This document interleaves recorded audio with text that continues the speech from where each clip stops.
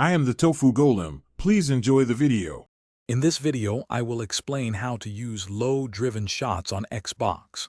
This powerful technique keeps the ball close to the ground, making it incredibly challenging for goalkeepers to stop. Mastering this shot can significantly boost your scoring ability in crucial moments, especially when you are close to the opponent's goal. It's a fantastic tool to add to your offensive arsenal. Performing a low-driven shot on your Xbox is quite straightforward. You just need to tap the B button on your controller. The key is to release the button quickly, ensuring the power bar stays below 40%. If you power it up too much, it will register as a standard shot, so a light, quick tap is essential for success.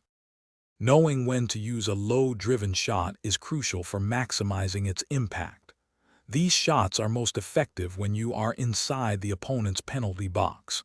They work exceptionally well when the goalkeeper is charging out, as the low trajectory can easily beat them.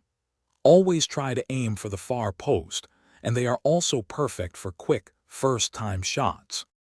To truly enhance your low-driven shots, look for players with the low-driven shot play style plus trait.